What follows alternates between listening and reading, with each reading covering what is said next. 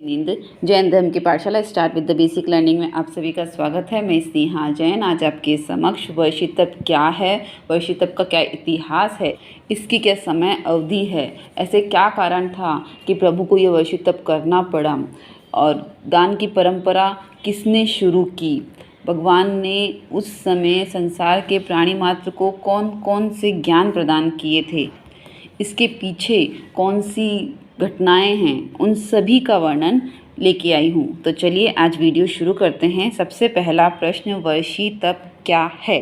युगादिदेव अनंत करुणा के सागर प्रथम तीर्थंकर श्री आदिनाथ प्रभु, जिन्होंने भरत क्षेत्र में प्रथम राजा का कर्तव्य निभाया और धर्म राजा बनने की भूमिका निभाने के लिए चैत्र कृष्ण अष्टमी को छठम तप करने के साथ संयम धर्म को स्वीकार किया।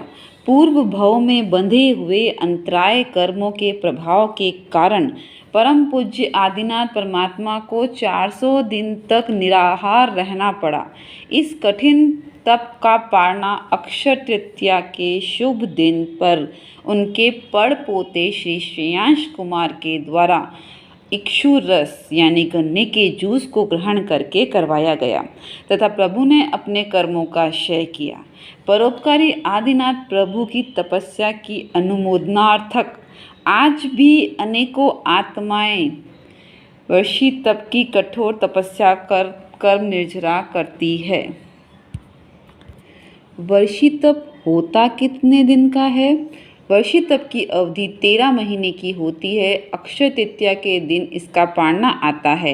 क्योंकि साल में कुल 12 ही महीने होते हैं, इसीलिए वर्षी तप करने वाले चैत्रवदी अष्टमी से यानी 1 महीने पहले से तप करना शुरू कर देते हैं।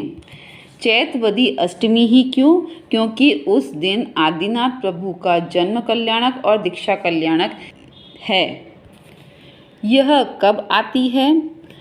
चैत्रवदी अष्टमी होली के ठीक 8 दिन के बाद आती है।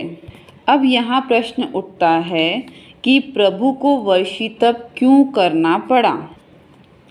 अपसर्पिणी काल में ऋषभ भगवान के जन्म से पूर्व भव में भगवान ने एक बैल बांधने की सलाह दी थी, क्योंकि वह बैल खेत के फसल को खा रहा था और खेत का मालिक निर्दयता पूर्वक उस बैल को मारना चाहता था। भगवान ने करुणावश यह सलाह दी कि वह बैल मारा भी न जाए और किसान की फसल भी नष्ट न हो। किसान ने उसका मुंह तो बांध दिया, लेकिन उसे खोलना भूल गया। वह बैल 360 पलापन तक तड़पता रहा। प्रभु के करुणा के भाव थे, लेकिन फिर भी अंतराय कर्मों का बंध हुआ। इन कर्मों के निवारण हेतु दीक्षा लेने के बाद 400 दिन तक प्रभु को भिक्षा नहीं मिली। बिना पानी बिना खाने के 400 दिन तक प्रभु ने उपवास किए, जिसे हम आज वर्षी तप के नाम से जानते हैं। युगयुगों का युग था, इतने सारे लोग थे, फिर भी प्रभु किसी ने भी भिक्षा अर्थात गोचरी क्यों नहीं दी? भगवान आदिनाथ दीक्षा लेने के 6 महीने तक उपवास की प्रतिज्ञा लेकर ध्यान में मग्न हो गए थे। व्रत समाप्त होने के बाद आहार लेने के लिए जैसे ही नगरी में निकले तो मुनि को कल्पने वाले आहार की विधि का ज्ञान नहीं होने के कारण नगरवासियों ने उन्हें राजा मानते हुए सोना चांदी हीरे मोती भेंट करने लगे। इसी कारण से अगले 7 महीने तक उन्हें कोई आहार नहीं मिला। तो फिर आहार कहाँ मिला, कैसे मिला और किसने दिया? जब भगवान प्रयाग से विहार कर रहे थे, हस्तिनापुर पधारे, तब हस्तिनापुर नरेश सोमप्रभ के छोटे भाई श्रेयांश ने उन्हें अपने महल से देखा। पूर्व जन्म में किए आहार दान का स्मरण हो गया। उन्होंने भगवान को भक्ति पूर्वक नैवेद्य बराए और ईशु रस यानी गन्ने के रस से पारना करवाया। यह पुण्य दिन वैशाख सुद तीज थी, अर्थात अक्षय तृतीया या आखा तीज। अक्षय तृतीया की तिथि संपन्न तिथि है। इस दिन किया गया सभी शुभ कार्य उत्तम होता है। इस दिन कोई भी शुभ कार्य शुरू किया जा सकता है। आत्मा के उद्धार के लिए इस दिन दान, तप, साधना, परोपकार आदि अधिक से अधिक किए जाने चाहिए। ये आहार दान क्या था और ये इतना विशेष क्यों था? प्रभु आदिनाथ भगवान को आहार दान सबसे पहले हस्तिनापुर में प्राप्त होने के कारण हस्तिनापुर की महिमा बहुत अधिक हो गई।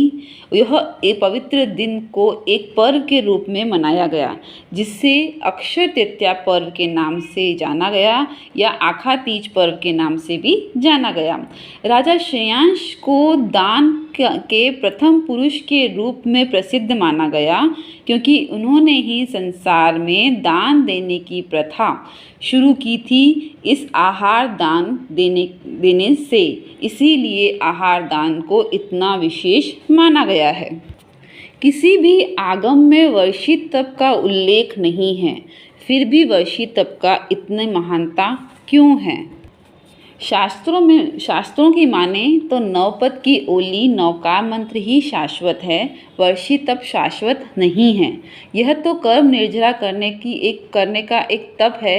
प्रभु का यह तप अपने पूर्व भव के कर्मों के कारण करना पड़ा था, लेकिन आज के मनुष्य को क्योंकि अवधि ज्ञान नहीं होने के कारण पूर्व भव का स्मरण नहीं है, वह यह मान लेता है कि यह तप करने से वह अपने भवों के कर्मों की निर्जरा करके अपनी आत्मा का उद्धार कर रहा है। वर्षित तप में सबसे ज़्यादा क्या करना चाहिए? अपनी इंद्रियों को वश में करके धैर्य और समता से साधना करनी चाहिए।